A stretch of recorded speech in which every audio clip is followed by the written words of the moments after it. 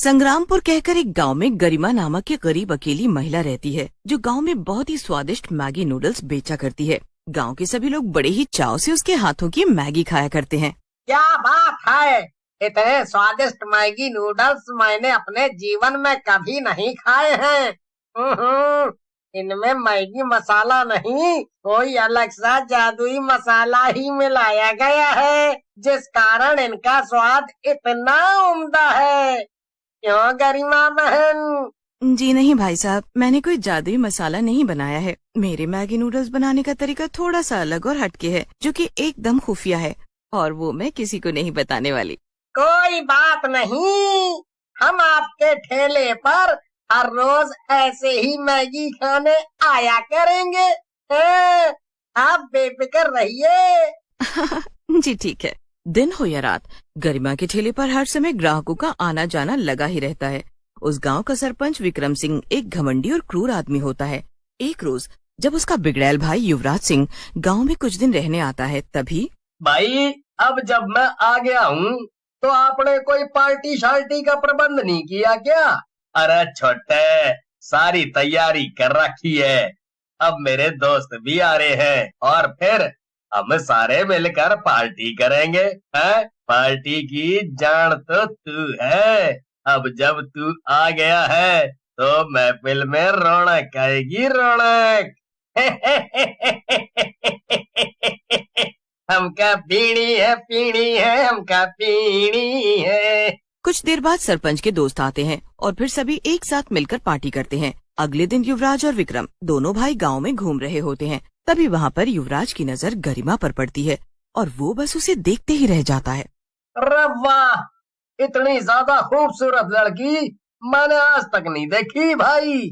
ये लड़की देखो। क्या छोटे है? अरे तू ठहरा हमारा भाई, इस गांव के सरपंच का भाई, और तुझे ये 2 कौड़ी की मैगी नूडल्स वाली पसंद आई है। जो भी हो भाई, लेकिन लड़की है बड़ी सुंदर।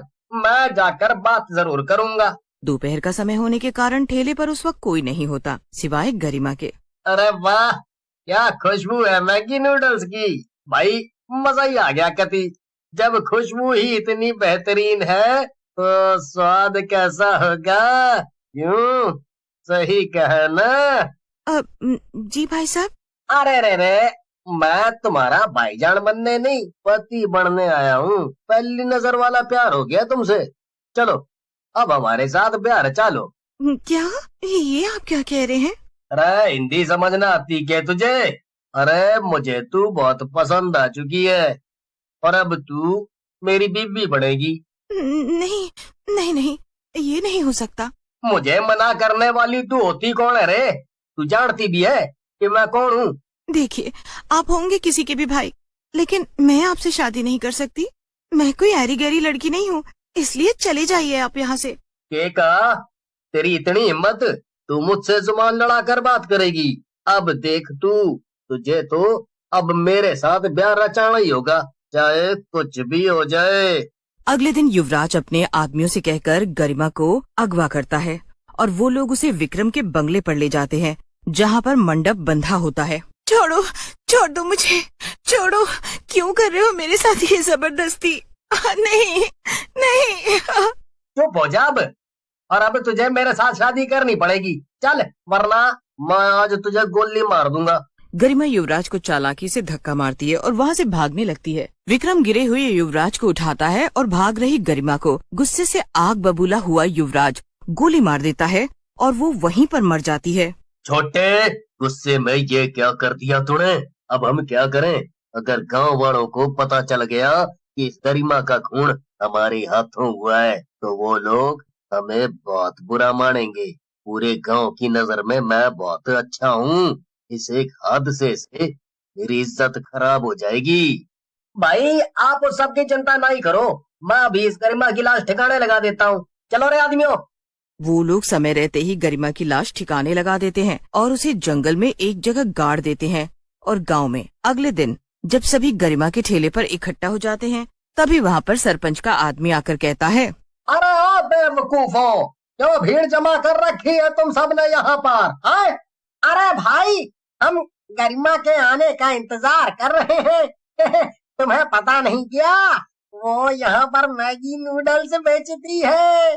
तुम भी रुको यहाँ, फिर तुम भी खाकर जाना। दुनिया की सबसे बढ़िया मैगी नूडल्स बनाती है गरिमा बहन। अरे जिस गरिमा का तुम सब इंतजार कर रहे हो, उसे सरपंच साहब ने इस गांव से निकलवा दिया है, वो भी रातों रात। सरपंच का आदमी उसके पास जाकर उसे ये खबर दे देता है। विक्रम और युवराज दोनों लालची होते हैं। दोनों गांव वालों की नजरों में झूठ मूठ में अच्छा बनते हैं, लेकिन गांव में कोई तरक्की नहीं कराते। ना ही ठीक से पानी की सुविधा होती है और ना ही दवा खाने की। मरने के बाद गरिमा अब एक चुड़ैल बन जाती है। युवराज और उसके भाई विक्रम ने मेरे साथ बहुत गलत किया और अब गांव वालों को ये बताया है कि मैं ही बुरी हूँ। अब देखो तुम दोनों, मैं अपनी मौत का इंतकाम तो तुम दोनों से ही लेकर रहूंगी। इस गांव के लोग बहुत भोले हैं, इसलिए विक्रम की 2 मीठी बातें सुनकर उसे भगवान मान लेते हैं। चुड़ैल गरिमा युवराज और विक्रम के पास जाती है और उन पर वार करने की कोशिश करती है, लेकिन नाकामयाब रहती है। नहीं, इन दोनों ने तो अपने हाथों में सुरक्षा धागा पहना हुआ है, जिस कारण मेरी शक्तियों का इन पर कोई असर नहीं हो रहा है। अब मैं क्या करूं? फिर गरिमा चुड़ैल लोग जाती है और शैतानी पेड़ के पास जाकर महाशक्तियां मांगती है। हे शैतानी पेड़, आपको तो पता है कि मैं गलत नहीं थी और अब मुझे अपनी मौत का बदला लेना है, लेकिन मैं कैसे लूं?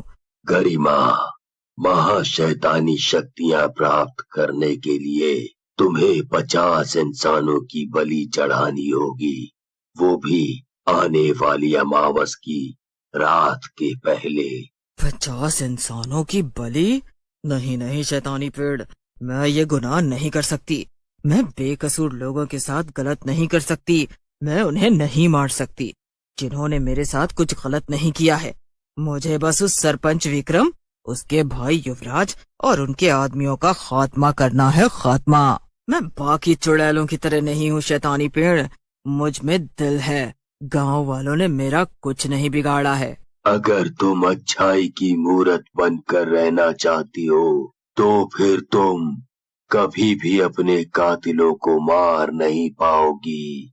अपने कातिलों का अंत करना है ना तुम्हें? हाँ करना है, पर किसी और को तकलीफ पहुंचाकर नहीं शैतानी पेड़। गरिमा वहाँ से चली जाती है। वो गांव के मंदिर के बाहर खड़ी होती है, क्योंकि एक चुड़ैल होने के कारण वो मंदिर के भीतर नहीं जा पाती। भगवान जी, मेरा क्या कसूर था? मैं ईमानदारी से पूरी मेहनत से मैगी नूडल्स बेचा करती थी, लेकिन उन दोनों मूर्ख आदमियों ने मुझे मार डाला। युवराज ने मुझसे जबरदस्ती शादी करने का प्रस्ताव रखा। मेरे साथ इतना अन्याय हुआ और आपने ये सब होने दिया। ये आपने सही नहीं किया भगवान जी। गरिमा रो ही रही होती है कि तभी मंदिर में से एक अलौकिक रोशनी उजागर होती है और वो सीधे गरिमा के ऊपर जाकर गिरती है, जिसे देखकर गरिमा आश्चर्यचकित हो जाती है। तभी अचानक से गरिमा एक इंसान में बदल जाती है और उसके पास अब दैविक शक्तियाँ आ चुकी थी। आपका बहुत बहुत धन्यवाद भगवान जी। मैं जानती हूँ आप अपने भक्तों के साथ कभी कुछ गलत नहीं होने दे सकते। गरिमा गांव में जाती है, जहाँ पर युवराज और विक्रम दोनों भाई लोगों की नजरों में अच्छा बनने के लिए उन्हें भाषण दे रहे होते हैं। अब तू क्या, कोई भी मेरा बाल बांका नहीं कर सकता, क्योंकि मुझे स्वयं भगवान जी ने चुड़ैल से इंसान बनाया है और साथ ही दैविक शक्तियाँ भी दी हैं। अब तुम दोनों का खेल खत्म। तुम दोनों ने न सिर्फ मेरे साथ अन्याय किया है, बल्कि पूरे गांव के पैसे खाकर तुम सब उनके साथ भी अन्याय कर रहे हो, झूठे वादे और दिलासे देकर। गांव वालों, अब इन दोनों को छोड़ो मत। इन दोनों को इनके किए की सजा हमें देनी ही होगी। गांव वाले एक साथ मिलकर विक्रम और युवराज को खूब मारते हैं और गरिमा उन्हें और उनके आदमियों को अपनी शक्तियों से मार देती है। इसी के साथ उसका बदला पूरा हो जाता है और उस दिन के बाद वो गांव में फिर से मैगी नूडल्स बेचती है। इस तरह अब गरिमा सबके दिलों में जगह बना लेती है और अंत में बुराई पर अच्छाई की ही जीत होती है।